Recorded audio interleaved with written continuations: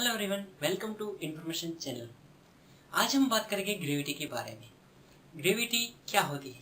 आमतौर पर ये अंतरिक्ष की बड़ी बड़ी चीज़ों के लिए उपयोग में आता है, पर असल बात तो ये है कि हर एक चीज़ का अपना एक ग्रेविटेशनल फोर्स होता है, हर एक चीज़ की अपनी ग्रेविटी होती है, पर बड़ी मात्रा में इसे देखा जाता है।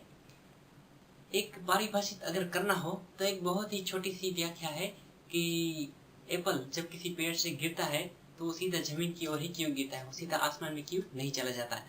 उसके पीछे ये वजह है कि धरती का गुरुत्वाकर्षण बल जो है वो उसे खींचता है अपनी ओर।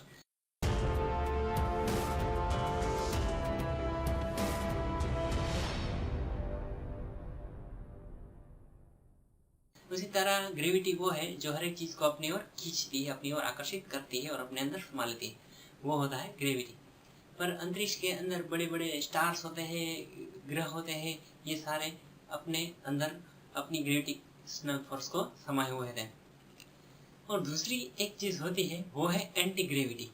एंटी ग्रेविटी यानी गुरुत्वाकर्षण है जो आकर्षित करता है, उनसे विरोधी यानी कि उससे अलगाव करता है, ऐसी चीज उसे कहते हैं एंटी ग्रेविटी।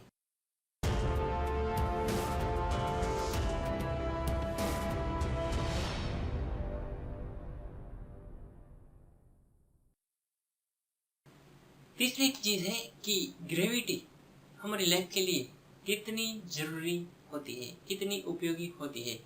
हम भले इसे नजरअंदाज कर लें, पर ग्रेविटी अगर ना होती तो ये जीवन ही ना होता।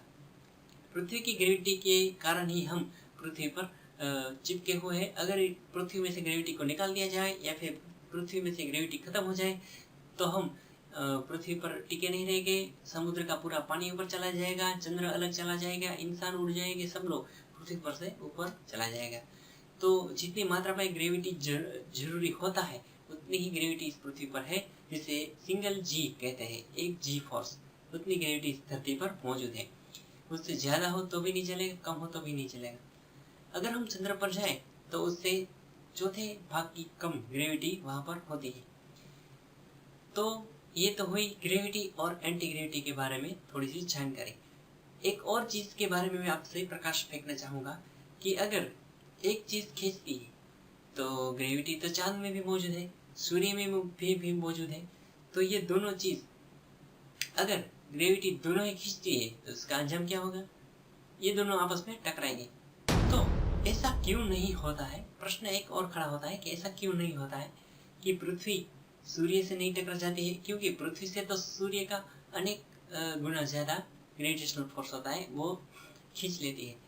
चंद्रमा के अंदर भी होता है। तो ये सभी टकरा कर एक क्यों नहीं हो जाते?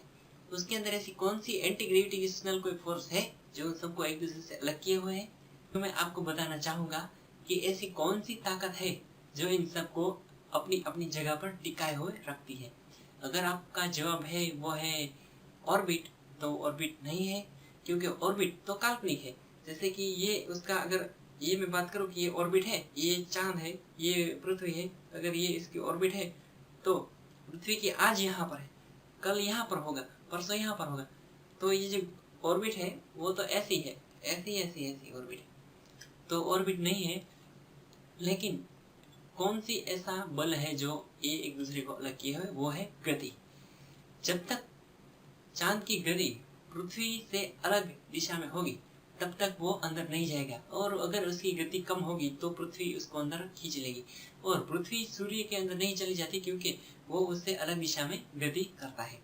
जिस वक्त पृथ्वी की गति कम होगी तो सूर्य उसे अपने अंदर खींच लेगा। जी हाँ दोस्तों, ये भी उतना ही सच है जितना की ग्रेविटी। अगर आप कोई पत्थर को फेंकेंगे तो वो जितनी गति उसके अंदर होगी वो उतना पृथ्वी से ऊपर रहेगा। जैसे जैसे उसकी गति कम होगी तो धीरे धीरे करके नीचे आ जाएगा। उसी प्रकार अगर हम साइकिल पर जाएंगे तो साइकिल के अंदर हमारी गति होती है तो हम उसके ऊपर रहते हैं, डटे रहते हैं। जैसे ही साइकिल की गति कम हो गई, साइकिल रुक गई, तो साइकिल पर हमें पैर जमाना पड़ता है, वरना साइकिल भी गिर जाती है। तो दोस्तों, आज हमने ग्रेविटी के बारे में जाना, एंटी ग्रेविटी के बारे में जाना, और एक और फोर्स होता है जो है गति। तो आज के लिए बस इतना ही, मुझे दीजिए इजाजत। Thanks for watching, see you again, bye bye. और हाँ, सब्सक्राइब करना मत भूलिएगा।